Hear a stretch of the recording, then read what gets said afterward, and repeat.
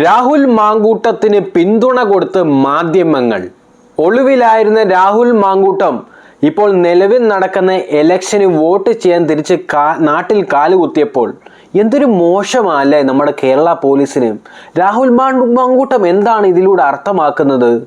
നമ്മുടെ കേരള പോലീസ് എന്താണ്, വെറും പഴം വിഴിങ്ങളാണെന്നാണോ?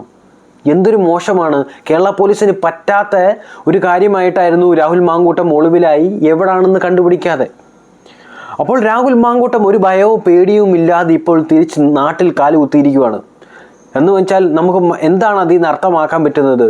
ഇതൊക്കെ വേറെ പല സംസ്ഥാനങ്ങളിൽ ഇതൊക്കെ അറിയുമ്പോൾ എന്താണ് നമ്മളെക്കുറിച്ച് അവർ മനസ്സിലാക്കുന്നത്?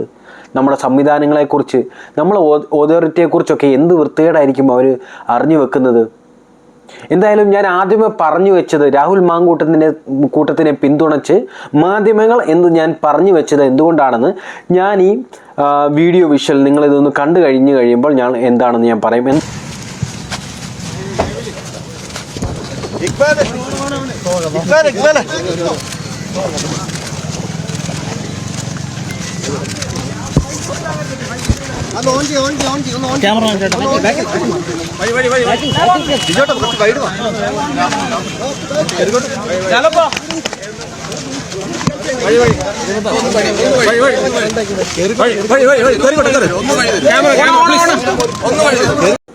എന്തൊരു സൽക്കാരമാണ് ഇദ്ദേഹത്തിന് കൊടുക്കുന്നത്.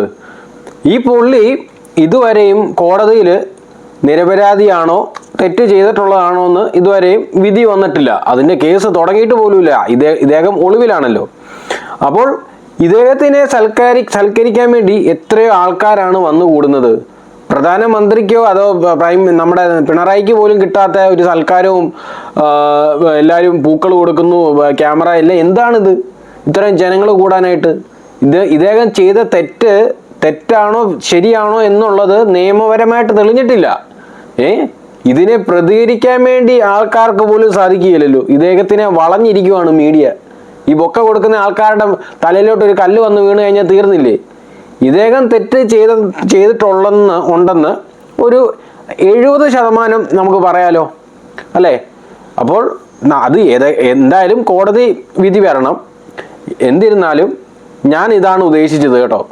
മീഡിയ ഇതിൽ സപ്പോർട്ട് ചെയ്യുന്നുണ്ട് ഇദ്ദേഹത്തിന്. അല്ലെങ്കിൽ ഈ ഇലക്ഷൻ ഈ വോട്ട് ചെയ്യാൻ വേണ്ടി വന്ന ഈ പാർട്ടിയെ ഒളിവിലായിരുന്ന ഇദ്ദേഹം തെറ്റ് ചെയ്തിട്ടില്ലെങ്കിൽ ഈ ഒളിവിൽ പോയി ഇരിക്കേണ്ട വല്ല ആവശ്യമുണ്ടോ? ഈ ഇലക്ഷൻ ഇങ്ങനെ പാർട്ടിയിൽ നിന്ന് ഇങ്ങനെ മാറി ഇവിടെ നിന്ന് സസ്പെൻഡ് ചെയ്ത് പാർട്ടിയിൽ നിന്ന് തന്നെ മൊത്തം മായ്ച്ചെന്നൊക്കെയാണ് പറയുന്നത്. അതൊക്കെ കണ്ടറിയാം ഇനിയിപ്പം തുടർന്ന് എങ്ങനെ ആയിരിക്കും എന്നുള്ളത്. ഇതൊക്കെ വലിയ കളികളൊക്കെ തന്നെയാണ്. അടുത്തത് ചായ കുടിക്കുമ്പോഴതാണ്. കോടതിയിൽ ഇരിക്കുന്നതുകൊണ്ട് വേറെ ഒന്നും പറയാനില്ല എന്നാണ്. ഈ രണ്ടാമത്തെ പരാതിയുമായി ബന്ധപ്പെട്ട് രാഹുലിന് ഒന്നും പ്രതികരിച്ചിട്ടില്ല എന്ന് മാത്രമല്ല സ്വാഭാവികമായിട്ട് ഈ പാർട്ടിയിൽ നിന്ന് നടപടി എങ്ങനെയാണ് കാണുന്നത്? അത് രാഹുലെ പ്രതീക്ഷിച്ചിരുന്നോ? രാഹുൽ ആ നടപടി പ്രതീക്ഷിച്ചിട്ടുണ്ടായിരുന്നോ? പാർട്ടിയിൽ വലിയ വിശ്വാസമൊക്കെ അർപ്പിച്ചിരുന്നു. പാർട്ടിയിൽ നിന്ന് ഇപ്പോ പൂർണ്ണമായിട്ട് സസ്പെൻഷൻ എന്നുള്ള ആളുകൾ രൂക്ഷമായ വിമർശനം ഉന്നയിച്ചുകൊണ്ട് അവന്റെ വായിലോട്ടും ഒരു മൈക്ക് തള്ളിക്കേറ്റ് അവന് ചായ കുടിക്കാൻ സമ്മതിക്കരുതല്ലോ. എന്താടാ ഉളുപ്പില്ലടാ നിനക്കൊക്കെ. പുല്ലുവിലയല്ലേ ഇതിരുന്ന്, പുല്ലുവില.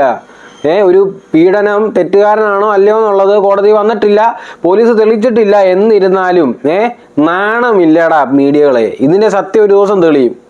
അപ്പോഴും നീയൊക്കെ ഈ മൈക്കും അവൻ്റെ ഉള്ളിലോട്ട് കയറ്റിക്കൊണ്ട് ചെല്ല്.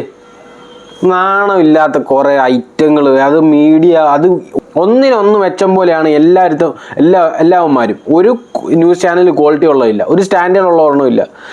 അതിലൊക്കെ അങ്ങനെയൊക്കെ പറയായിരുന്നു. കാറ്റഗറി ഒക്കെ നമ്മൾ തിരിച്ചു വേണം, അതൊക്കെ ഒന്ന് വേറെ ചാനലൊക്കെ മാറ്റി നോക്കാം. ഇത് എല്ലാം ഒരേ തരവാ. എന്താ ചെയ്യാന്ന് പറയാം.